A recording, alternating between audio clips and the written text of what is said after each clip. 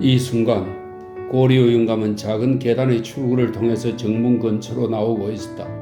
이륜 마차를 몰고 있는 훈장을 단 젊은이가 통과하도록 대문이 열려 있다는 사실에 주의하지 않고 노인은 자기 우산을 꺼내 막 펼치려 하고 있었다. 고리오 영감은 가까스로 뒷걸음질을 쳐서 마차에 깔리는 것을 피할 수 있었다. 우산의 호박단 천에 놀란 말은 청계 쪽으로 서둘러 달려들면서 방향을 약간 비켰었다.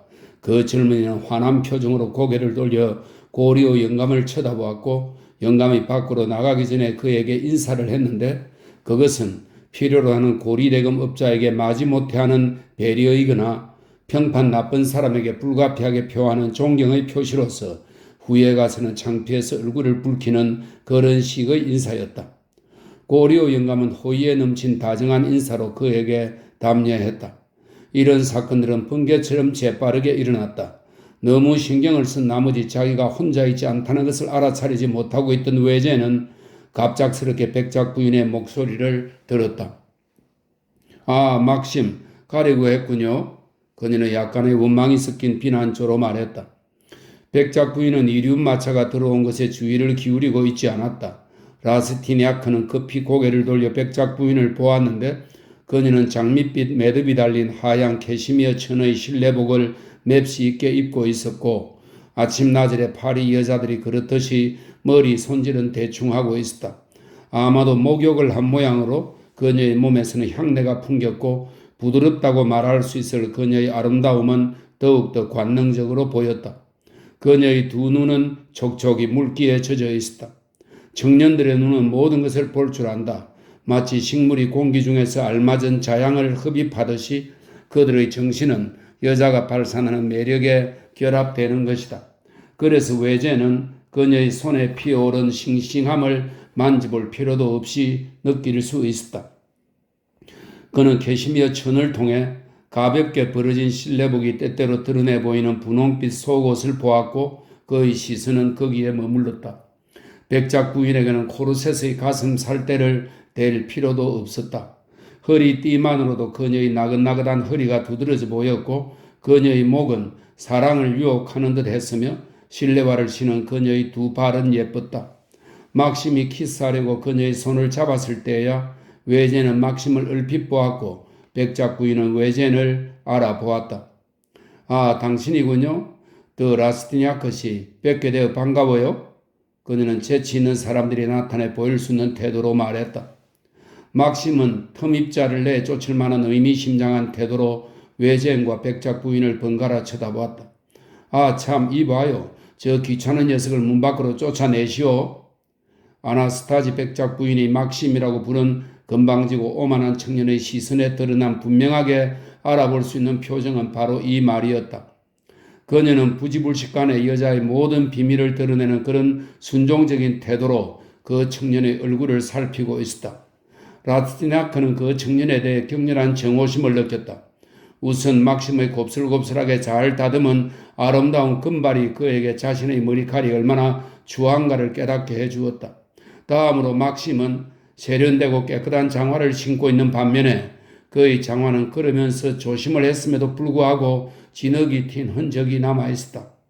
마지막으로 막심은 그의 허리를 우아하게 죄어주어 그를 아름다운 여자처럼 보이게 하는 프로코트를 입고 있었는데 외제는 오후 2시 반에도 검은 정장 차림이었던 것이다. 샤랑트 현 출신의 이 샤랑트는 프랑스 남서부에 위치해 있는 현의 이름입니다. 샤랑트 현 출신의 영리한 아이인 라스티냐크는 옷차림이 이 멋쟁이에게 부여해주는 우월성을 느꼈다. 그 청년은 날씬하고 키가 컸으며 밝은 눈에 창백한 얼굴빛이었고 고아들이라도 파산시킬 수 있는 그런 남자들 중의 하나였다. 외전의 대답을 기다리지도 않은 채 더 레스토 부인은 마치 나비와 같은 모습으로 말렸다 펼쳐졌다 하는 실내복 자락을 풀럭이며 쏜살같이 다른 살롱으로 달아났다. 막심은 그녀를 따라갔다. 화가 치민 외제는 막심과 백작 부인을 뒤쫓아갔다. 이 세 사람은 큰 살롱의 한가운데 벽난로 옆에서 서로 마주보고 서 있게 되었다. 학생은 그 밉살스러운 막심에게 자기가 방해가 된다는 것을 잘 알고 있었다. 그러나 더 레스토 부인의 기분을 상하게 할 위험을 무릅쓰고라도 그는 그 멋쟁이를 괴롭혀 주고 싶었다. 더 보세앙 부인의 무도회에서 그 청년을 보았던 것을 갑자기 기억해내고 그는 막심이 드레스도 부인과 어떤 관계인지를 추측해 보았다. 그리고는 큰 실수를 저지르게 하거나 또는 큰 성공을 거두게 하는 그런 젊은이다운 대담성을 발휘해서 그는 저자는 내 경쟁자로구나. 나는 저자에게 승리를 거두겠다고 생각했다. 경솔한 사람 같으니라고. 그는 막심 드 트라유 백작이 모욕을 당하면 먼저 총을 뽑아 자기를 모욕한 사람을 죽인다는 사실을 모르고 있었다. 외젠도 솜씨 좋은 사냥꾼이기는 했지만 그는 아직 사격에서 22발을 쏘아 20개의 표적을 쓰러뜨릴 정도는 되지 못했다. 젊은 백작이 난로 불가의 안락의자의 몸을 던지고는 부젓가락을 집어들어 시무룩한 얼굴로 몹시 난폭하게 난로불을 휘저었기 때문에 아나스타즈의 아름다운 얼굴에는 갑자기 슬픈 표정이 떠올랐다. 젊은 여인은 외전 쪽으로 고개를 돌리더니 그에게 싸늘하게 묻는 듯한 시선을 던졌다. 그 시선은 당신은 왜 가지 않는 거요? 라는 뜻을 명백히 담고 있는 것으로서 축출의 말이라거나 명명해야 할 이런 말 앞에서 예의 바른 사람들이라면 곧 처신할 바를 알게 될 것이다. 외제는 상냥한 태도를 띠고 말했다. 부인, 저는 급히 뵐 일이 있어서. 그는 갑자기 말을 멈추었다. 문이 열렸던 것이다. 이륜 마차를 몰던 신사가 모자를 쓰지 않은 모습으로 갑자기 나타나더니 백작 부인에게는 인사도 하지 않고 외제를 불안스럽게 바라보더니 막심에게 손을 내밀고는 안녕하시오 라고 말했다. 외제는 우정어린 그 인사 말투에 몹시 놀랐다. 시골에서 온 젊은이들은 삼각관계의 생활이 얼마나 다정한지를 모르는 것이다. 더 레스토 씨예요? 백작 부인은 학생에게 자기 남편을 가리키며 이렇게 말했다. 외제는 깊이 고개를 숙여 인사했다. 그녀는 더 레스토 백작에게 외전을 소개하며 계속해서 말했다. 이분은 더 라스트냐크 씨인데 마르시아크 집안 쪽으로 해서 더 보시앙 자작 부인과 친척이 되시고 지난번 자작 부인의 무도회에서 만나 뵙게 됐어요. 마르시아크 집안 쪽으로 해서 더 보시앙 자작 부인과 친척간이라는 백작 부인의 좀 강조해서 한 이 말은 자기 집에는 명사들만 드나든다는 것을 증명해 보이려는 여주인의 일종의 자존심에서 나온 것이었는데 그 말이 마술적인 효과를 발휘했다. 백작은 쌀쌀맞게 의례적이기만 하던 태도를 버리고 학생에게 다음과 같이 인사를 한 것이다. 뵙게 되어 반갑습니다. 막심 드 트라유 백작 자신도 외전에게 불안스러운 시선을 던지더니 즉시 무례한 태도를 고쳤다. 한 집안 이름에 강력한 개입에 기인된 이 마술 지팡이는 남불인의 머릿속에 들어있는 많은 서랍들을 열어 젖혀 주어서 그가 준비해뒀던 재치를 그에게 되돌려 주었다. 갑작스러운 광명이 아직 그에게는 캄캄하던 파리 상류사회의 분위기를 밝게 볼 수 있도록 해주었다. 보케르관이라든지 고리오 영감 같은 것은 그때 그의 생각에서 천리말리 떨어져 있었다. 마르시아크 가문은 단절되었다고 생각했는데요. 더 레스토 백작이 외전에게 말했다. 그렇습니다. 저희 종조부인 더 라스티냐크 기사께서는 더 마르시아크 가문의 상속녀와 결혼하셨습니다. 그분은 따님 하나만을 두셨는데 그 따님이 더 보시앙 부인의 외조부이신 더 클라랭보 원수와 결혼하셨지요. 저희 집안은 분가인데 해군 중장이셨던 저희 종조부께서 국왕께 봉사하는데 모든 것을 다 쓰셨기 때문에 더욱더 가난한 집안이 되었습니다. 혁명정부는 동인도 회사를 청산했을 때 우리 집안의 채권을 인정하려고 하지 않았습니다. 외젠이 대답했다. 당신 종조부께서는 1789년 이전에 방제로의 함장이 아니셨나요? 바로 그렇습니다. 그렇다면 그분은 바르비코의 함장이셨던 나의 조부를 알고 계셨을 겁니다. 막심은 더 레스토 부인을 쳐다보며 가볍게 어깨를 으쓱하고는 백작이 저 사람과 해군 얘기를 시작하면 우리는 참 이제 끝장이요 라는 뜻을 전하려는 듯한 표정을 지었다. 아나스타지는 더 트라유 씨의 시선에 담긴 뜻을 이해했다. 여자들이 지니고 있는 놀라운 힘을 발휘해서 그녀는 웃음을 지으며 다음과 같이 말했다. 이리 오세요 막심. 당신에게 부탁할 게 있어요. 두 분께서는 바르비코와 방제르호를 타고 함께 항해하십시오.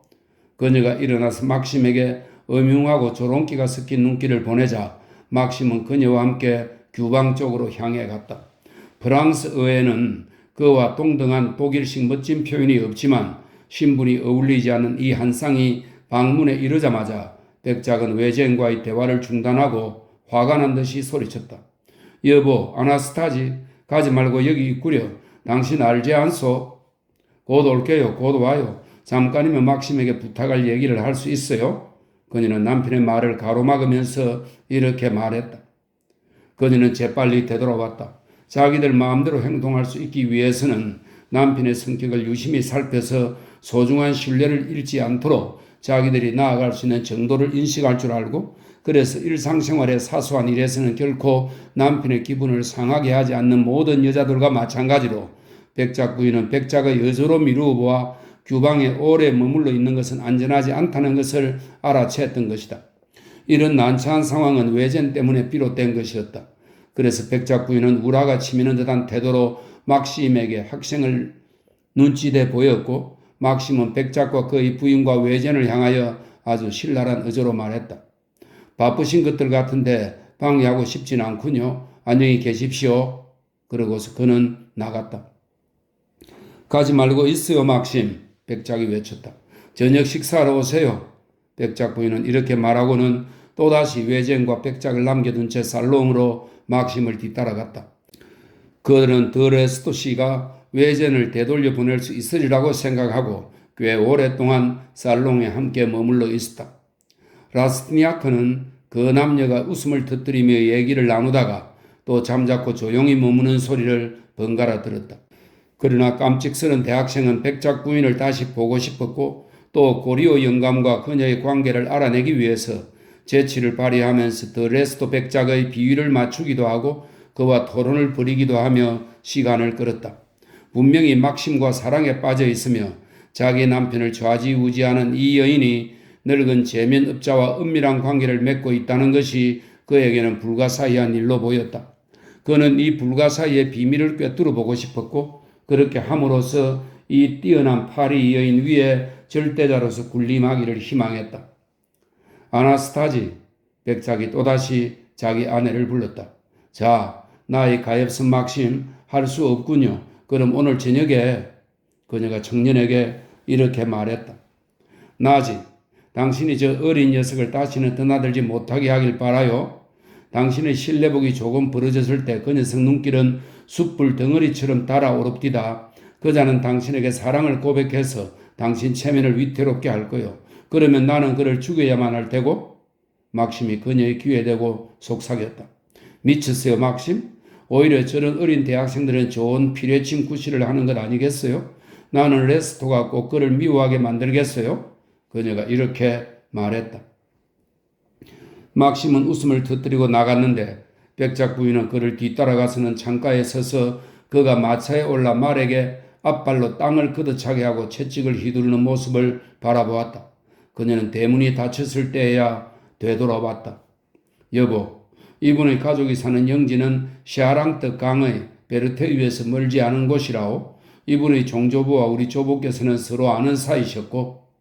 아내가 돌아오자 백작은 그녀에게 큰 소리로 말했다. 잘 아는 고장에 사신다니 반갑군요. 백작 부인은 무심하게 말했다. 생각하시는 이상입니다. 외젠이 낮은 목소리로 말했다. 뭐라고요? 그녀가 열띤 기세로 물었다. 한데 저는 같은 하숙집에서 저와 문을 마주하고 살고 있는 사람이 댁에서 나가는 것을 조금 전에 보았습니다. 고리오 영감이라고 하죠. 학생이 다시 말했다. 영감이라는 명칭으로 장식된 그 이름을 듣자 불을 뒤적이고 있던 백작은 부젓가락에 손을 대기라도 한 듯이 부젓가락을 불 속에 내던지고 일어섰다. 이보시오. 당신은 고리오 씨라고 말하셔야 했을 것이오. 그가 부르짖었다. 백작 부인은 남편의 환한 표정을 보고서 처음에는 얼굴이 창백해지더니 뒤이어 빨개졌다. 그녀는 분명히 당황하고 있었다. 그녀는 자연스럽게 보이려고 애쓰는 목소리와 억지로 꾸민 거리낌 없는 태도로 대꾸했다. 우리가 그분보다 더 사랑하는 사람은 있을 수 없는데. 그녀는 말을 중단하더니 무슨 변덕스런 생각이 일기라도 하는 듯 피아노를 쳐다보며 말했다. 음악을 좋아하세요? 매우 좋아합니다. 대단히 어리석은 실수를 저질렀다는 창피스러운 생각에 얼굴이 달아오르고 정신이 멍해져서 외젠이 대답했다. 노래도 부르세요?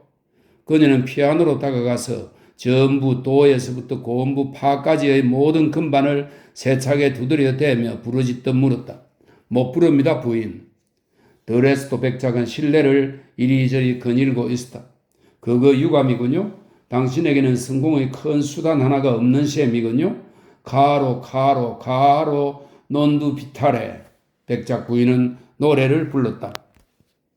이 논두 비타레는 이탈리아 음악가 치마로사의 비밀 결혼에 나오는 구절입니다.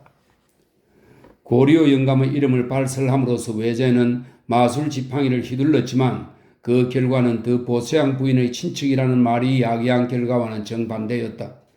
그는 골동품 애호가의 집에 호의로 초대받아 갔다가 조상으로 가득 찬 진열장을 실수로 건드려서 단단히 붙어있지 않은 조상의 머리 서너 개를 떨어뜨린 사람과 같은 처지에 빠져 있었다. 그는 구렁텅이에 몸을 내던지고 싶은 심정이었다. 드레스도 부인의 얼굴은 퉁명스럽고 쌀쌀했으며 무관심해진 그녀의 눈은 그 불운한 학생의 눈을 피하고 있었다. 부인, 드레스도 백장님과 하실 말씀도 있으실 테고 이만 인사드리고 실례하도록. 백작 부인은 손짓으로 외전의 말을 가로막으며 급히 대꾸했다. 언제든지 오신다면 저나 드레스도 씨나 대단히 기쁘겠습니다. 외제는 그 부부에게 깊이 머리 숙여 인사하고 방을 나섰다. 드레스도 씨는 만류했음에도 불구하고 응접실까지 그를 따라 나왔다. 이분이 오면 언제든지 나도 부인도 없다고 전해라. 백작이 하인 모리스에게 이렇게 말했다. 외진이 현관 앞 청계에 발을 내디뎠을 때 그는 비가 내리고 있는 것을 알았다. 그는 혼자 생각했다. 자, 나는 원인이나 중요성도 알지 못하는 실수를 저지르러 왔구나. 엎친 데 특징격으로 내 옷과 모자까지도 망치게 되었구나. 나는 방구석에 들어박혀 법률책이나 파면서 딱딱한 법관이나 될 생각을 했어야 할 것을. 사교계를 적절히 요리하려면 마차, 잘 닦은 장화, 필수 불가결한 장신구들, 금시계줄, 아침에는 값이 6프랑이나 하는 흰 사슴 가죽 장갑, 저녁에는 언제나 노란 장갑 등 속이 무더기로 필요한데 내가 과연 사교계에 나갈 수 있을 것인가? 묘한 늙은이 고리오 영감 같으니라고 제기랄. 그가 길 쪽의 대문 아래로 나왔을 때 아무도 신혼부부를 태워다 주고 오는 길인 듯한 상마차와 마주쳤는데 주인 몰래 부정 운행의 수입을 올릴 생각을 하고 있던 그 마차의 마부는 검은 양복에 흰 조끼를 입고 노란 장갑을 끼고 약칠한 장화를 신고 있으나 우산이 없이 서 있는 외제의 모습을 보고서 마차에 타라는 신호를 했다. 외제는 암울한 분노에 잠겨 있었다. 그것은 행운의 출구를 발견하려고 허우적거리는 10년에 빠진 청년을 점점 더 10년 속으로 깊이 빠져들게 만드는 그런 종류의 분노였다. 그는 머리를 끄덕여 마부의 요청에 동의했다. 그의 주머니에 22수밖에 없는데도 마차에 올라탔는데 그 마차에는 몇 개의 오렌지 꽃잎과 금실 부스러기가 떨어져 있어 신혼부부가 탔었다는 것을 알려주고 있었다. 어디로 모실까요? 이미 흰 장갑을 벗어버린 마부가 물었다. 아무렴 이왕에서 빠져들었으니 적어도 뭔가 떡을 봐야겠다. 외제는 속으로 이렇게 생각하고서 더 보세양 저택으로 갑시다 하고 큰 소리로 덧붙여 말했다. 어느 보세양 저택 말입니까? 마부가 물었다. 이 야릇한 무릎에 외제는 당황했다. 세상 물정 모르는 이 멋쟁이는 더 보세양 저택이 2개 있다는 사실을 알지 못했고 자기 같은 사람은 염두에도 없는 친척들이 얼마나 많은지도 모르고 있었다. 더 보시앙 자작택, 더 그르넬가의 저택 말씀이군요. 마부가 그의 말을 가로막고 고개를 끄덕이며 말했다. 아시겠지만 생도미니크가에도 더 보시앙 백작과 후작의 저택이 있지요. 마부는 발판을 들어 올리면서 덧붙여 말했다. 잘 알고 있어. 외제는 무뚝뚝하게 대꾸했다. 도대체 오늘은 모든 사람들이 나를 조롱하고 있구나. 그는 모자를 앞자리의 방석 위에 내던지며 생각했다. 괜한 나들이로 나는 왕의 몸값만한 돈을 쓰게 되구나. 하지만 적어도 나는 소위 나의 사촌을 상당히 귀족적인 방식으로 방문하게 되었구나. 고리오 영감이 이미 나에게 최소한 10프랑을 낭비하게 했다. 늙은 악당 같으니라고. 더 보시앙 부인에게 내가 겪은 사건을 얘기해 보아야겠다. 아마 부인은 웃겠지. 꼴이 없는 쥐 같은 늙은이와 그 아름다운 여자 사이의 범죄적 관계의 비밀을 부인은 알고 있을지도 몰라. 아주 값비싼 듯이 보이는 그 부도덕한 여자와 부딪히는 것보다는 나의 사촌의 비위를 맞추는 편이 차라리 낫겠다. 아름다운 자작 부인의 이름이 그처럼 강력한 효과를 발휘한다면 부인 자신의 역량은 얼마나 대단할 것인가? 높은 곳에 호소하자. 하늘에 있는 어떤 것을 공략할 때는 하나님을 겨냥해야 한다. 이 말은 그를 망설임에 사로잡히게 한 수많은 생각을 간결하게 요약한 공식이었다. 그는 비가 내리는 것을 바라보면서 약간의 평정과 자신감을 회복했다. 그에게 남아있는 소중한 100수짜리 동전 2개를 쓰게 된다면 그건 그의 옷과 장화와 모자를 보존하는 데 써야 할 것이라고 그는 생각했다. 그는 마부가 문을 여시오라고 외치는 소리를 쾌활한 기분으로 들었다. 붉고 금빛이 도는 옷을 입은 문지기가 돌적 위에 삐걱거리는 소리를 내며 저택의 문을 열었고 라스티냐크는 그의 마차가 현관 밑을 지나 마당을 돌아서 청개의 유리 지붕 아래 멈추는 것을 달콤한 만족감을 느끼며 바라보았다.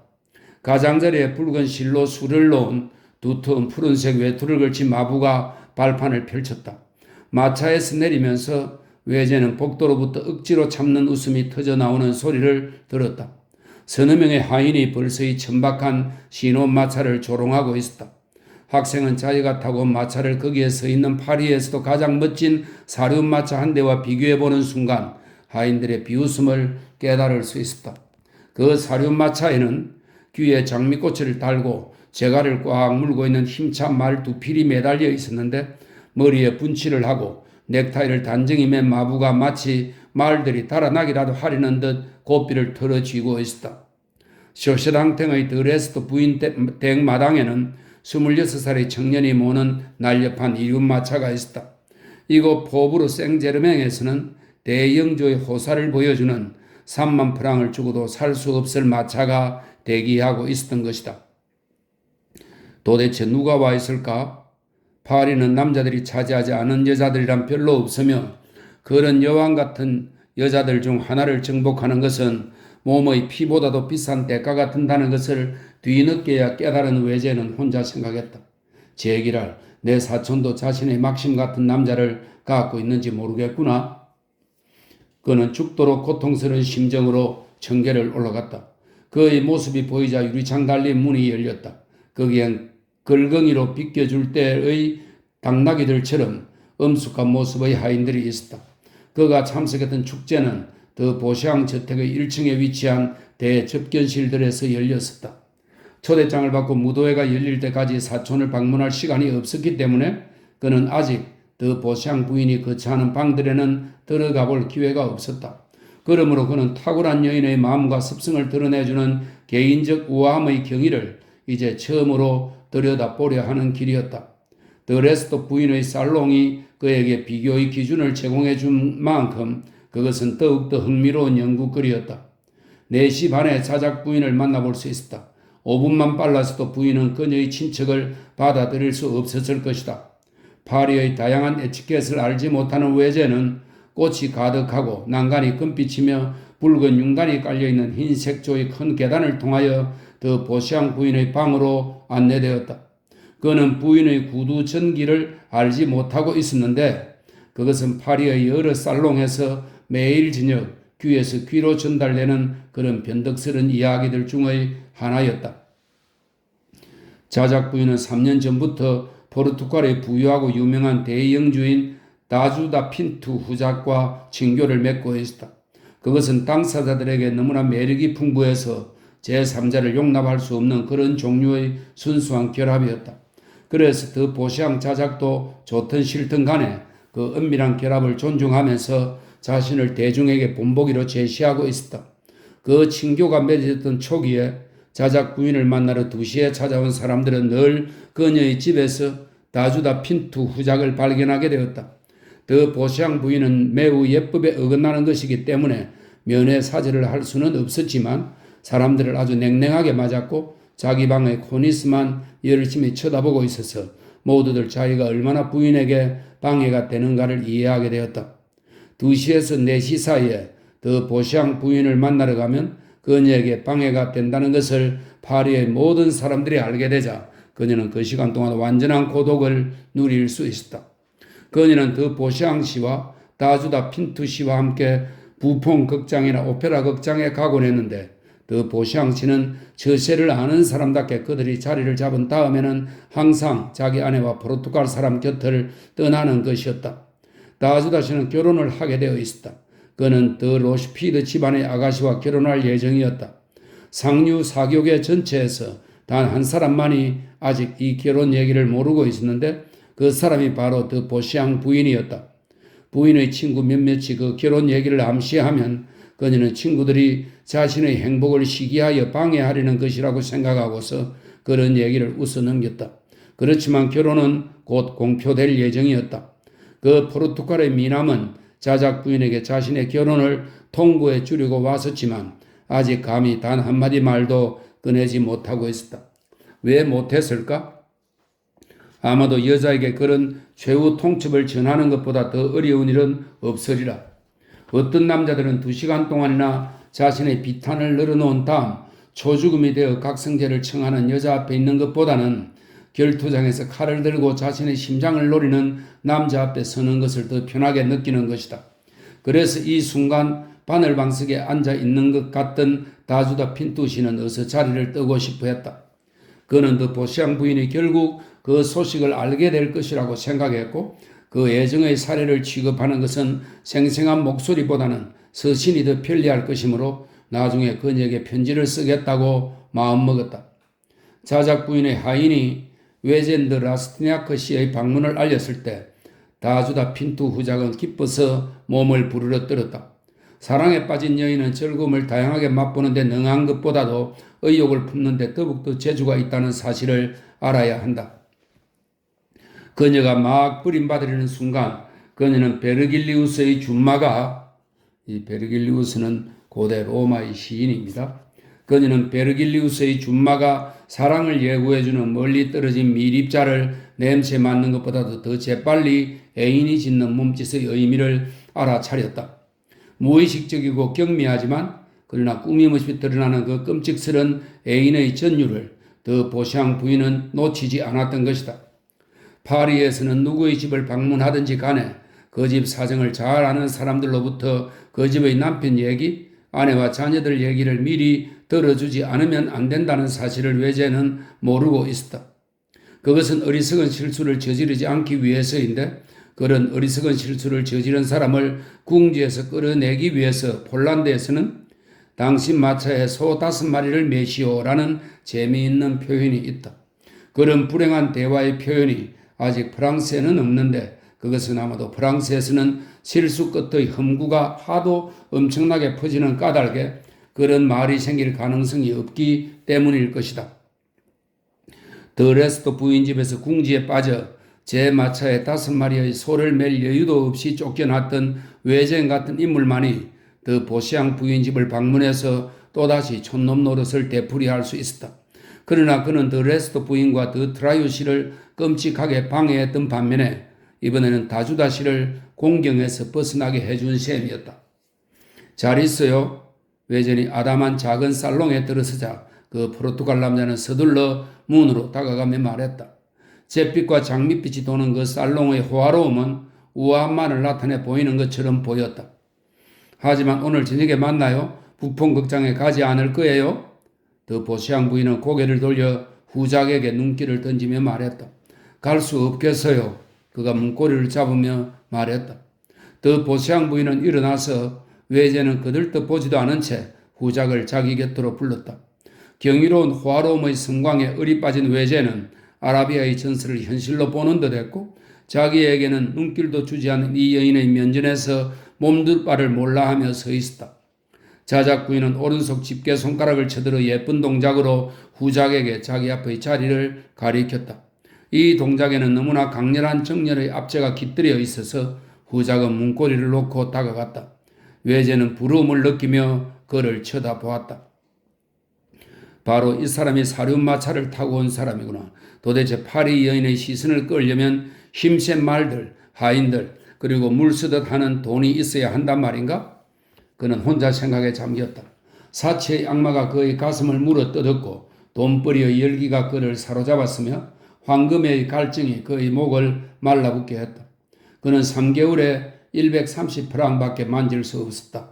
그의 아버지, 어머니, 남동생들, 여동생들, 아주머니, 가족 모두 합쳐서 월 200프랑도 채 쓰지 못했다. 자신의 현재의 처지와 그가 도달해야 할 목표 사이의 재빠른 비교가 그를 아연하게 만들었다. 왜 당신은 이탈리아 극장에 가실 수 없는 거죠? 자작 부인이 웃으면서 물었다. 일이 있어요. 영국 대사관에서 저녁 식사를 해야 해요. 일은 내버려 두세요. 남자가 속일 때에는 어쩔 수 없이 계속해서 거짓말을 늘어놓을 수밖에 없는 것이다. 그래서 다주다시는 웃음을 지으면서 덧붙였다.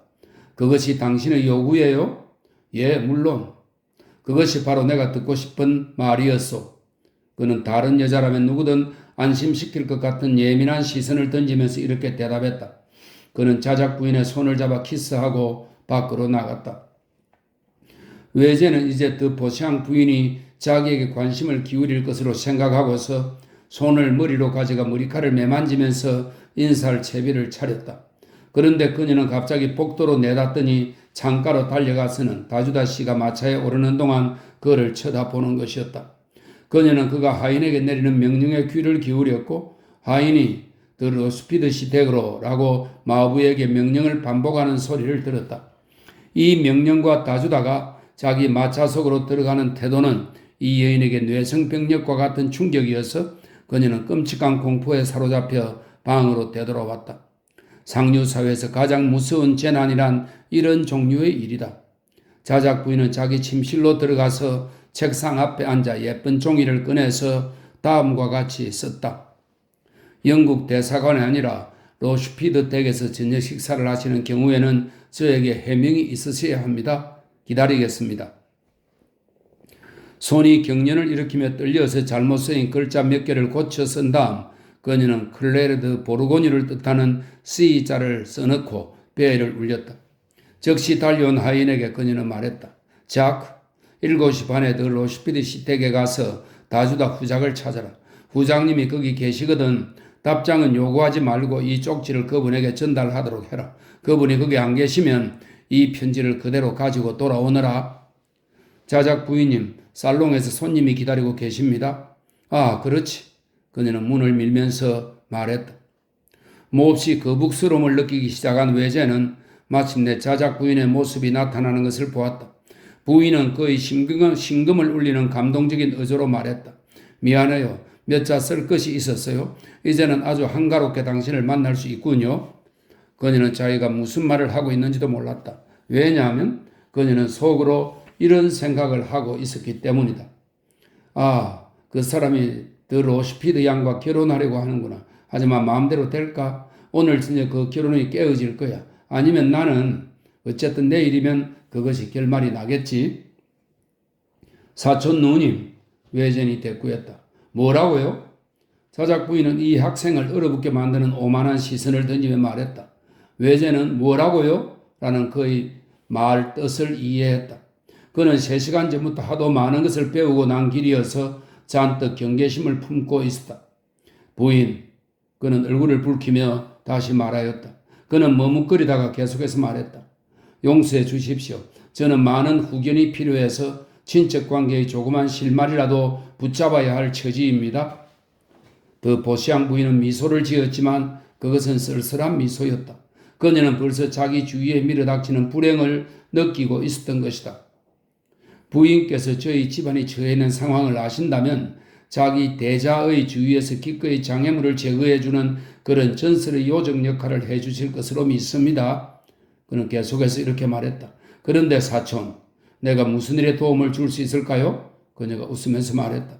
제가 그것을 어찌 알겠습니까? 어렴풋한 친척 관계로 부인과 연결된다는 사실만으로도 벌써 저에게는 큰 재산입니다. 부인께서 저를 당황하게 하셔서 제가 무슨 말씀을 드리러 왔는지도 모르겠습니다. 부인께서는 제가 파리에 살고 있는 유일한 분입니다. 아, 부인의 치마 끝에 매달리고자 하며 부인을 위해서는 죽음도 무릅쓸 가련한 어린애처럼 저를 받아들여 주십사고 간청드리면서 부인께 의논드리고 싶었습니다. 나를 위해 누군가를 죽일 수도 있겠어요? 두 사람이라도 죽이겠습니다. 외젠이 대답했다. 어린애같이. 그래요. 당신은 어린애예요? 그녀는 눈물을 참으며 말했다. 당신은 성실하게 사랑할 수 있겠군요. 그렇죠. 그는 머리를 끄덕이며 대답했다. 그의 야심가다운 답변 때문에 자작 부인은 이 대학생에게 강한 관심을 느꼈다. 이 남불 청년의 애초의 예상이 맞아떨어졌던 것이다. 더 레스토 부인의 푸른색 규방과 더 보시앙 부인의 장밋빛 살롱 사이에서 그는 파리의 법률을 3년간은 공부한 셈이었다. 그것은 사회의 고급 판례를 구성하는 것으로서 잘 습득하고 잘 실행하면 모든 것을 이룰 수 있는 것임에도 불구하고 아무도 말로 가르쳐 주지는 않는 법률이었다. 그런데 말씀이죠. 저는 부인의 무도회에서 더 레스토 부인을 눈여겨보았었는데 오늘 오전에 그 부인 집에 갔었습니다. 외젠이 말했다. 당신은 그 여자를 몹시 방해했겠군요. 더 보시앙 부인이 미소를 지으며 대꾸했다. 네, 그렇습니다. 저는 세상 물정을 모르기 때문에 부인께서 저를 도와주시지 않는다면 모든 사람을 저의 적으로 만들고 말 것입니다. 젊고 아름답고 부유하며 우아한 여인으로서 아무에게도 소속되어 있지 않은 그런 여인을 파리에서 만나기는 대단히 어려운 일로 생각되는데 저에게는 인생살이를 저에게 가르쳐줄 여인 하나가 꼭 필요합니다. 여자들만이 인생살이를 잘 설명할 줄 아닐까요? 저는 어디에서나 더 트라이우시 같은 인물을 만나게 될 것입니다. 그래서 저는 수수께끼 같은 말을 여쭈어보고 제가 그 집에서 범한 어리석음의 성격이 어떤 것인지를 말씀해 주십사고 부인께로 왔습니다. 저는 어떤 영감에 대해서 얘기했는데 더랑제 공작 부인님께서 오셨습니다. 자크가 이 대학생의 말을 중단시키며 방문을 알렸다. 외제는 몹시 화가 난 사람의 동작을 취했다. 성공하기를 원하면 우선 그처럼 감정을 노골적으로 드러내지 마세요. 자작 부인이 나지막한 소리로 말했다.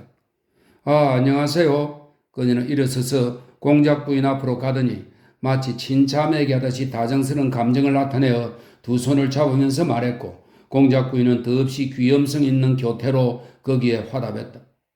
두 사람이 아주 좋은 친구 사이로구나. 이제부터 나는 두 명의 후견인을 갖게 되겠다. 이 두 여인은 똑같은 감정을 갖고 있을 테니까 이 공작 부인도 나에게 관심을 갖겠지. 라스티나크는 속으로 이렇게 생각했다. 사랑하는 앙뚜아네트, 당신을 만나게 되니 정말로 행복한 느낌이에요. 더 보시앙 부인이 말했다. 한데 나는 다주다 핀투 씨가 더 로시피드 씨 댁으로 들어가는 것을 보고서 당신이 혼자 있을 거라고 생각했어요. 공작 부인이 이 치명적인 말을 발설하는 동안 더 보시앙 부인은 입술을 깨물지도 않았고 얼굴을 붉히지도 않았으며 그녀의 시선은 여전했고 그녀의 이마는 맑아지는 것처럼 보였다.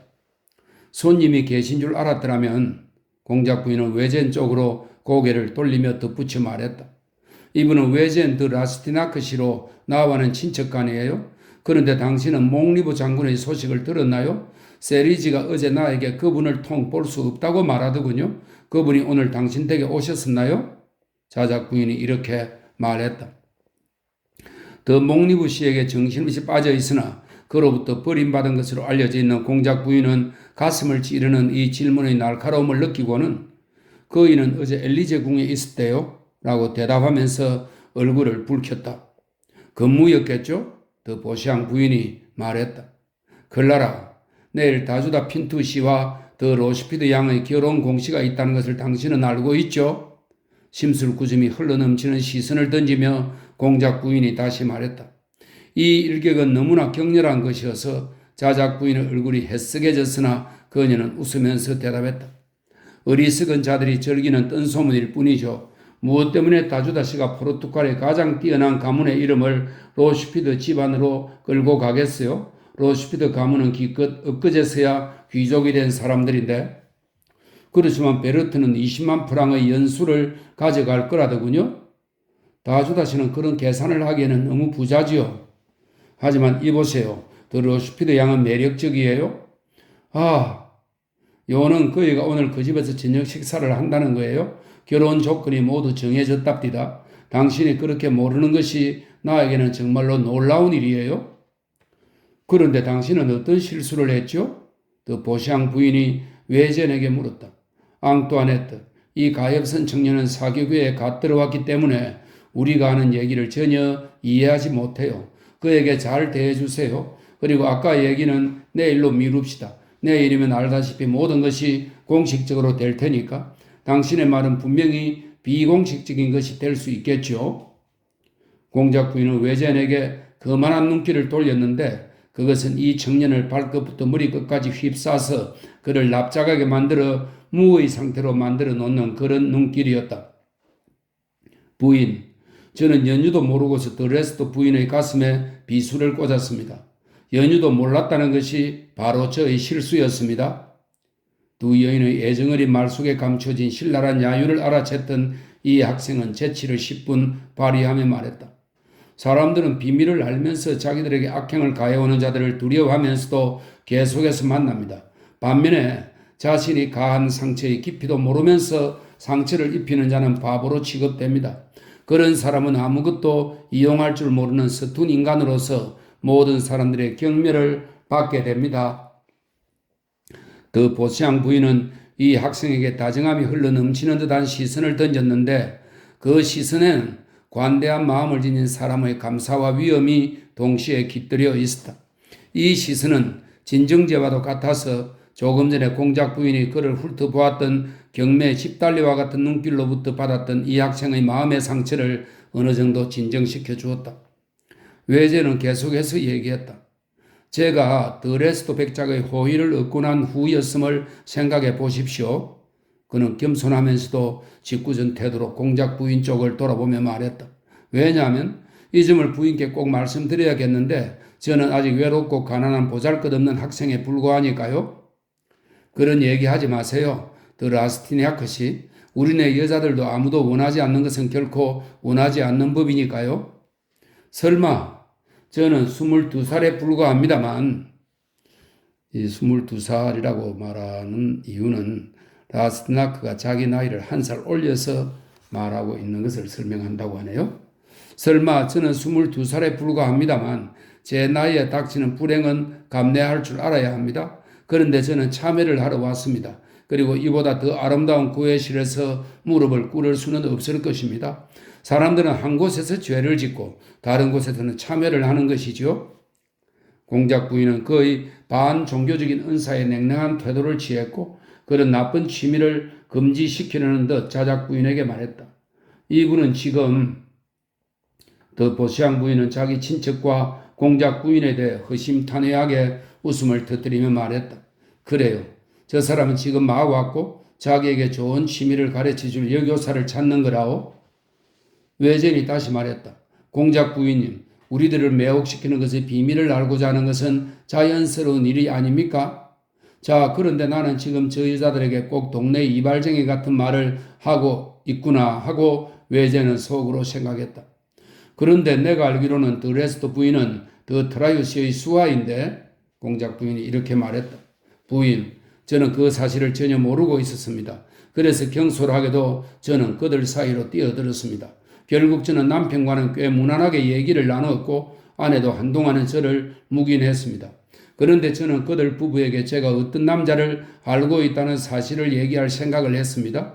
저는 그 남자가 그 집의 비밀 계단으로 내려와서 복도 끝에서 백작 부인을 포옹하는 모습을 조금 전에 보았던 길이거든요. 그 남자가 누구인데요? 두 부인이 동시에 물었다. 가난한 학생인 저와 마찬가지로 포브르 생마르소 구석에서 한 달에 2루이로 살아가는 노인네입니다. 모든 사람이 놀려대는 정말로 불행한 사람으로서 우리는 그를 고리오 영감이라고 부르죠.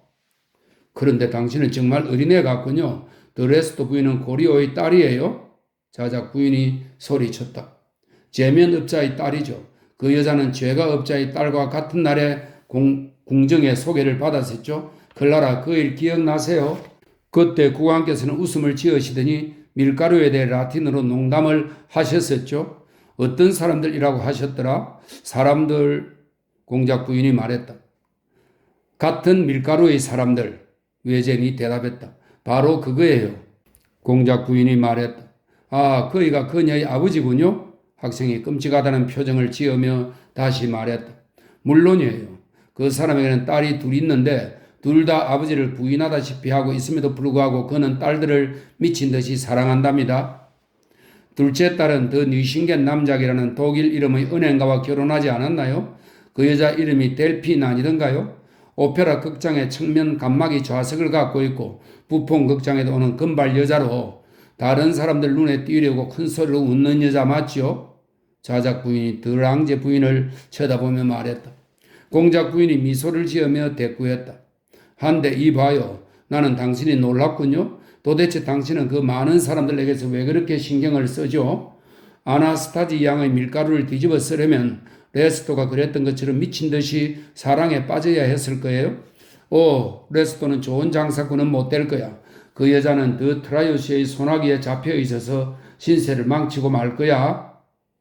그 여자들이 자기 아버지를 부인했다니. 외젠이 대풀이 말했다. 자작 부인이 대꾸했다. 그래요, 물론이에요. 자기들의 아버지, 부친, 한 아버지, 착한 아버지를 부인한 것이죠. 소문에 의하면 그 아버지는 딸들을 결혼시키면서 행복하게 해주려고 각자에게 5, 60만 프랑씩 주었고 자신을 위해서는 8천 내지 1만 프랑의 연금만을 남겼다고 합니다. 딸들이 항상 자기 딸로 남아 있으리라고. 그래서 자기는 두 딸의 집에 2개의 생활과 2개의 집을 지니게 될 것이고 거기에서 애지중지 사랑받을 줄 믿었던 거죠. 그런데 2년 만에 그의 사위들은 그를 가장 비천한 인간처럼 자기들의 사회에서 추방해버렸어요.